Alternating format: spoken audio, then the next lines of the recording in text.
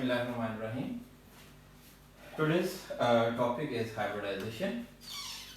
Actually, hybridization of organic compounds, in which we mostly study about alkanes, alkenes and alkynes. तो ये हमारा sp3, sp2 और sp hybridisation की तरफ हमने जाना है यहाँ पे. एक्चुअली सबसे पहले हाइब्रिडाइजेशन प्रोसेस क्या है? हम ये कहते हैं कि that is intermixing process. That is intermixing process. Hybrid जैसे वर्ड है, मिक्सचर से ये मिक्सचर को जो ये रिप्रेजेंट कर रहा होता है. फिर दूसरा क्वेश्चन ये होता है कि किस चीज की इंटरमिक्सिंग. तो फिर हम यहाँ पे ये कहते हैं कि एटॉमिक ऑर्बिटल्स की इंटरमिक्सिंग. जब हम एटॉमिक ऑर्बिटल्स को इंटरमिक्स करते हैं तो बनाते क्या है इससे? फिर हम ये कहते हैं इससे जो फॉर्मेशन हो रही होती है वो हाइब्रिड एटॉमिक ऑर्बिटल्स की होती है. हाइब्रिड एटॉमिक ऑर्बिटल्स की.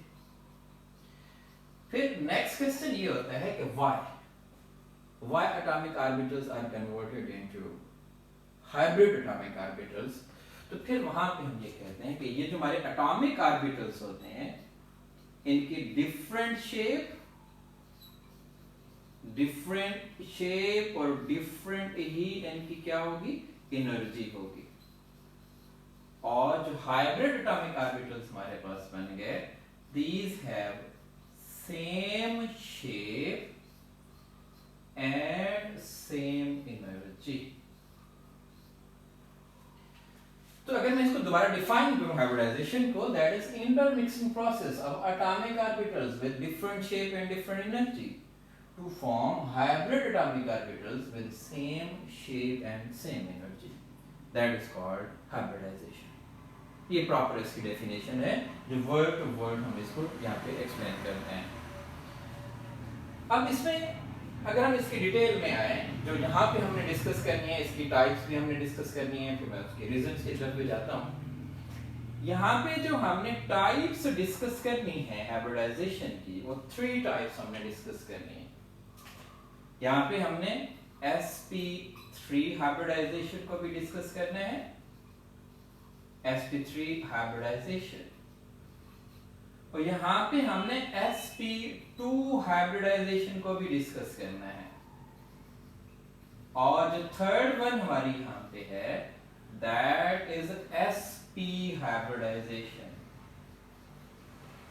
sp hybridization. अब ये जो sp3 हाइब्रिडाइजेशन है, ये हम अल्केन्स में कार्बन एटम जो होंगे उन्हें हम स्टडी करेंगे.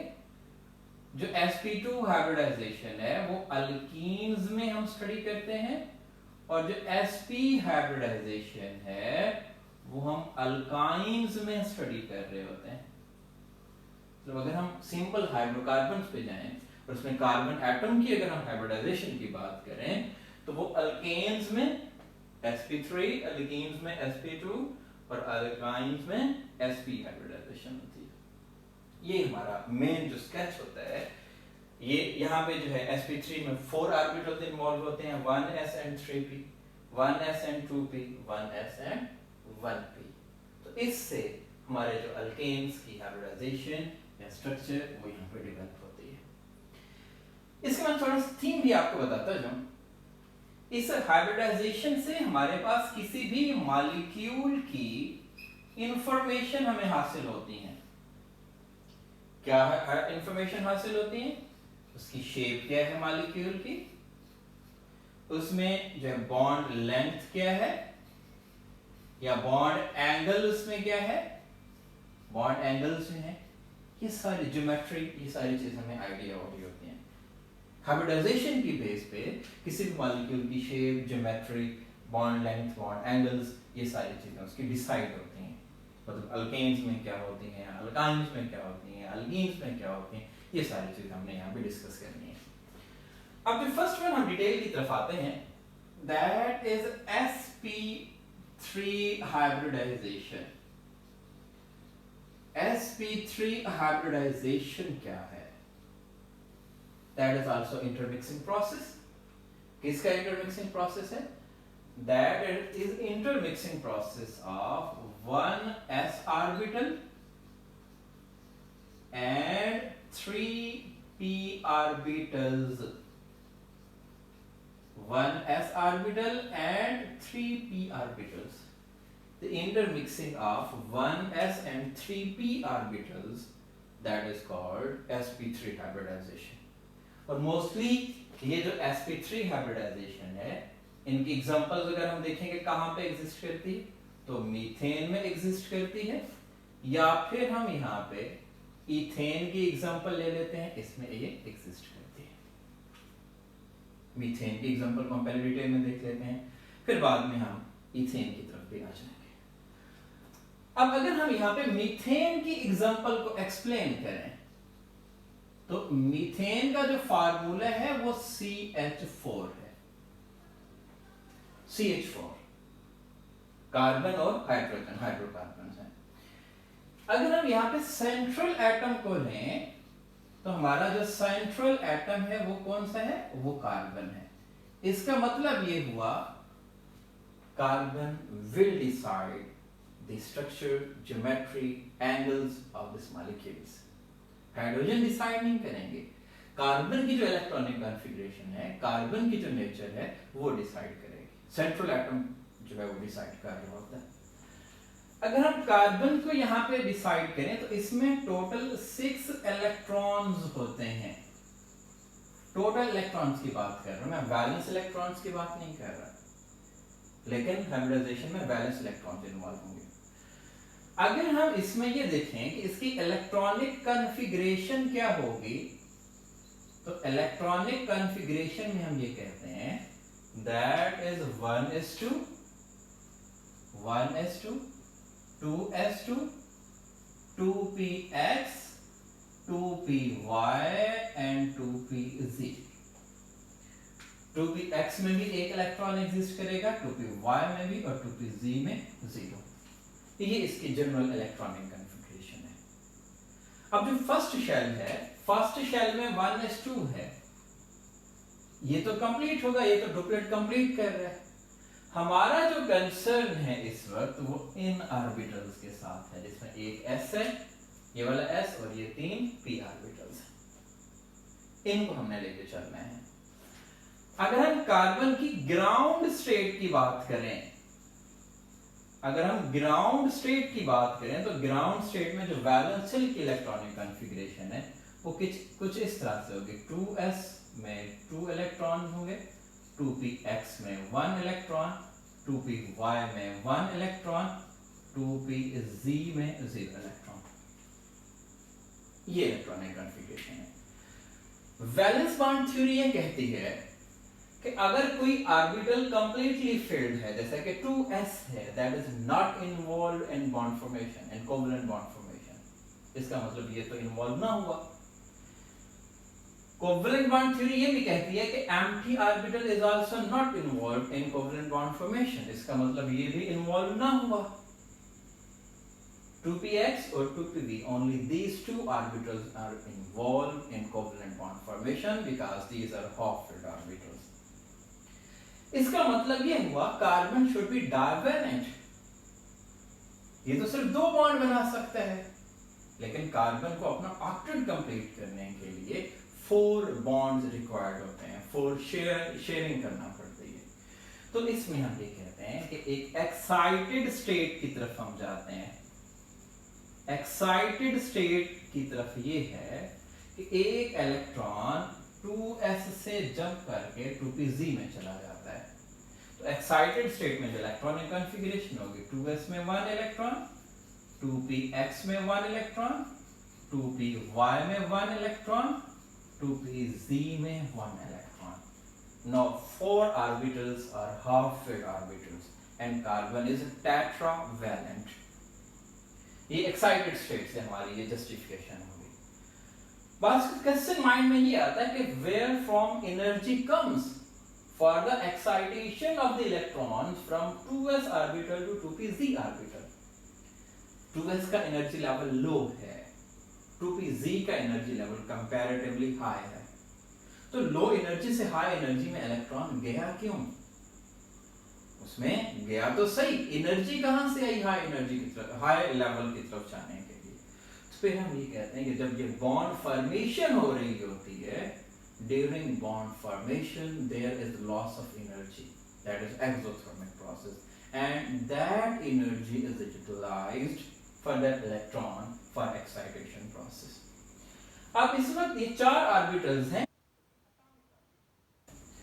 जब हम इनकी हाइब्रिड स्टेट पे जाएंगे, हाइब्रिड स्टेट पे जाएंगे, ये जब आपस में इंटरमिक्स होंगे, फिर कोई s नहीं रहेगा, कोई 2px नहीं रहेगा, फिर ये चारों के चारों ऑर्बिटल्स जो बन जाएंगे, एक भी sp3 बन जाएगा, दूसरा भी sp3 बन जाएगा, तीसरा भी sp3 बन जाएगा, चौथा भी sp3 बन जाएगा, और हर एक में जो इलेक्ट्रॉन्स होंगे वो एक एक इलेक्ट्रॉन होंगे। ये sp3 कैसे बन गए? इसमें ये s कैरेक्टर भी होगा, ये एक p, ये दूसरा p, ये तीसरा p कैरेक्टर भी होगा, तो हर एक ऑर्बिटल में s कैरेक्टर भी है और 3 p ऑर्बिटल्स का कैरेक्टर भी है, सो दैट इज sp3। तो ये हमारे पास सारे के सारे हाइब्रिड एटॉमिक ऑर्बिटल्स बन गए। अब ये सेम नेम है इनका, सेम एनर्जी होगी, सेम शेप होगी। अगर मैं यहां पे ऑर्बिटल्स डायग्राम ड्रॉ करूं, ऑर्बिटल्स डायग्राम में बिफोर हाइब्रिडाइजेशन और आफ्टर हाइब्रिडाइजेशन की हम बात करते हैं।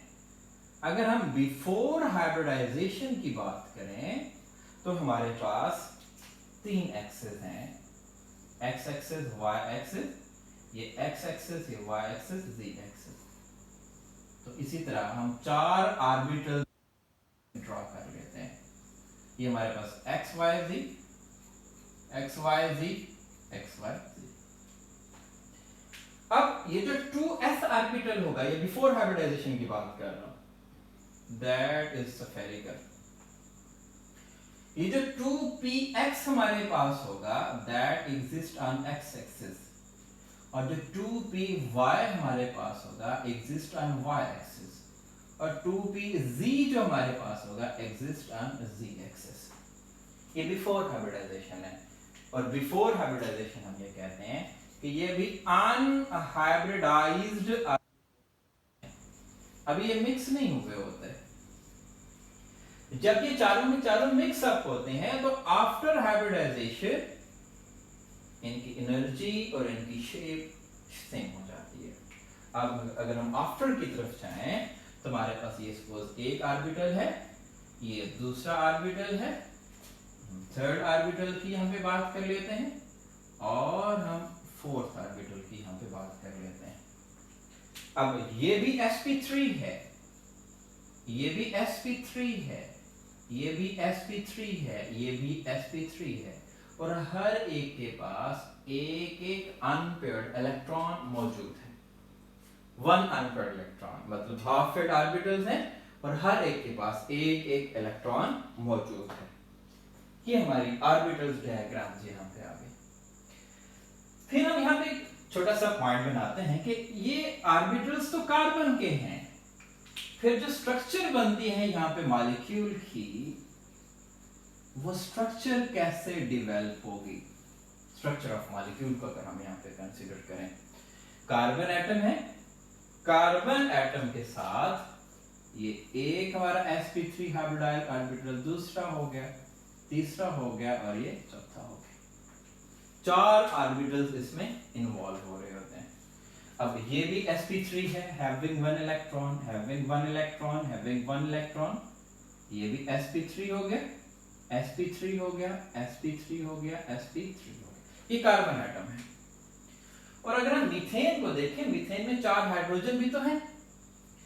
ये जो sp3 ऑर्बिटल्स हैं, ये अपना एक फील्ड यहाँ पे डेवलप कर लेते हैं, अपना एक फील्ड यहाँ पे डेवलप कर लेते हैं।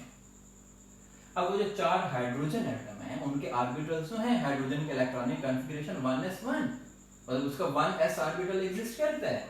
तो एक हाइड्रोजन का 1s ऑर्बिटल, उसके पास एक इलेक्ट्रॉन भी है, वो इस साइड पे है। एक हाइड्रोजन का 1s ऑर्बिटल वो यहाँ पे है, ये भी हाइड्रोजन का 1s ऑर्बिटल, और इधर भी हाइड्रोजन का 1s ऑर्बिटल। ये जो हाइड्रोजन का 1s ऑर्बिटल है ये कोशिश करता है कि अप्रोच करो मैं, ये भी इलेक्ट्रॉन है, ये भी इलेक्ट्रॉन है, इलेक्ट्रॉन को रिपेल करेंगे, उसके फील्ड में जब जाएगा तो रिपल्शन होगी। अब एक तो यहाँ पे रिपल्सिव फोर्सेस होती हैं, वो फोर्सेस ड्यू टू इलेक्ट्रॉन होती हैं। दूसरा यहाँ पे अट्रैक्टिव फोर्सेस जो हम देखते हैं वो इनकी स्टेबिलिटी होती है। मतलब अगर ये आपस में बॉन्ड बना लें, म्यूचुअल शेयरिंग कर लें, तो हाइड्रोजन की जो डुप्लेट है वो भी कंप्लीट हो जाएगा और कार्बन का ऑक्टेट भी कंप्लीट हो जाएगा। तो ये जो स्टेबिलिटी के लिए जो अट्रैक्टिव फोर्सेस उसमें डेवलप हो जाएंगी वो डोमिनेंट हो जाएंगी। जब डोमिनेंट हो जाएंगी तो इनमें बॉन्ड फॉर्मेशन होगी, और बॉन्ड फॉर्मेशन कुछ इस तरह से होगी कि अगर यहाँ पे कार्बन एटम, ये एक ऑर्बिटल, ये दूसरा ऑर्बिटल, ये अगर 4 ऑर्बिटल, तो एक हाइड्रोजन यहाँ पे आके ओवरलैप करेगा, इधर आके ओवरलैप करेगा, इधर आके ओवरलैप करेगा, इधर आके ओवरलैप करेगा। जैसे ओवरलैप करेंगे इन दोनों के इलेक्ट्रॉन्स आपस में बॉन्ड फॉर्मेशन कर लेंगे। ये प्रोसेस ओवरलैपिंग है। अब ये जो ओवरलैपिंग प्रोसेस है, ये जो ओवरलैपिंग ऑफ ऑर्बिटल्स हो रही है, ये sp3s ओवरलैपिंग हो रही है। sp3s ओवरलैपिंग, ये कार्बन का sp3 है और हाइड्रोजन का s है, और ये किसके दरमियान हो रही है? कार्बन और हाइड्रोजन एटम्स के दरमियान हो रही है sp3 ओवरलैप, sp3s ओवरलैपिंग, जिसकी वजह से 4 सिग्मा बॉन्ड्स यहां पे डेवलप होंगे। 4 सिग्मा बॉन्ड्स यहां पे डेवलप होंगे, क्योंकि हेड टू हेड ओवरलैपिंग है, तो head to head overlapping sigma bond की फॉर्मेशन करेगी। इसको अगर हम यहां पे ड्रॉ करें तो कार्बन में इधर भी हाइड्रोजन, इधर भी हाइड्रोजन, इस तरफ भी हाइड्रोजन और इस तरफ भी हाइड्रोजन, सारे हाइड्रोजन एटम्स आ गए और ये सिग्मा बॉन्ड डेवलप हो गया ड्यू टू sp3s ओवरलैपिंग। अगर हम इसकी ज्योमेट्री की बात करें यहाँ पे, तो 4 कॉर्नर्स हैं, इसकी ज्योमेट्री हम ये कहते हैं कि दैट इज टेट्राहेड्रल, 4 कॉर्नर, और इसमें जो बॉन्ड एंगल यहां पे आ रहा होता है, bond angle is around 109.5 degree, tetrahedron बन जाता है। ओवरऑल हम ये कहते हैं कि ये जो फॉर्मेशन होगी दैट इज अ टेट्राहेड्रॉन, इसकी फॉर्मेशन होगी। That is about methane. अगर हम इथेन की तरफ आए, इथेन की अगर हम बात करें यहां पे, तो इथेन में 2 कार्बन इन्वॉल्व हैं, उसमें ये एक कार्बन और ये दूसरा कार्बन, और हर एक कार्बन के ऑर्बिटल तो 4 होंगे। सो इसके ये 4 ऑर्बिटल्स हैं, 1 2 3 एंड 4। इसके भी 4 ऑर्बिटल्स होंगे, 1 2 3 एंड 4, 4 ऑर्बिटल्स। अब एक ओवरलैपिंग यहां पे हो रही है, that is sp3 overlapping between carbon and carbon atoms, ये भी सिग्मा बॉन्ड है। दूसरी ओवरलैपिंग यहां पे एक हाइड्रोजन एटम की, एक इधर हो रही है, एक यहां पे, क्योंकि इथेन का फार्मूला CH3 है। अब ये जो हमारे पास 6 ओवरलैपिंग्स हो रही हैं, 3 उस कार्बन के साथ, 3 उस कार्बन के साथ, ये ओवरलैपिंग है sp3s ओवरलैपिंग, और ये किसके दरमियान है? Carbon and hydrogen atoms. Clear हो गया? कार्बन के दरमियान sp3 ओवरलैपिंग है, कार्बन हाइड्रोजन के दरमियान sp3s ओवरलैपिंग है, और जो ज्योमेट्री इसकी डेवलप होगी, ये देखें, एक टेट्राहेड्रॉन बन गया, ये दूसरा टेट्राहेड्रॉन बन गया। टोटल इथेन में हम ये कहते हैं कि 2 टेट्राहेड्रॉन्स की फॉर्मेशन होगी, 2 टेट्राहेड्रॉन्स। इसमें जब हम प्रोपेन की तरफ जाएंगे तो 3 टेट्राहेड्रॉन, ब्यूटेन की तरफ जाएंगे तो 4 टेट्राहेड्रॉन। जितने नंबर ऑफ कार्बन एटम्स हमारे इंक्रीज होते जाएंगे, उतने हमारे टेट्राहेड्रॉन्स जो है वो भी इंक्रीज होते जाएंगे। ये हमारी sp3 ओवरऑल हाइब्रिडाइजेशन थी। अगर लॉन्ग क्वेश्चन में आता है तो हम यहाँ पे पहले उसकी sp3 की डेफिनेशन लिखते हैं, फिर हम मीथेन की एग्जांपल लेके चलते हैं स्टेप वाइज, और लास्ट पे हम जाके उसे वाइंड अप करते हैं। उसकी ज्योमेट्री को भी हम एक्सप्लेन करते हैं, उसके बॉन्ड एंगल्स को भी, एनर्जी डायग्राम्स को भी, ये सारी चीजें हमारी इसका हिस्सा हो जाती हैं। नेक्स्ट इंशाल्लाह हम sp2 और sp ओवरलैपिंग शोज की तरफ लेके आएंगे। Thank you very much.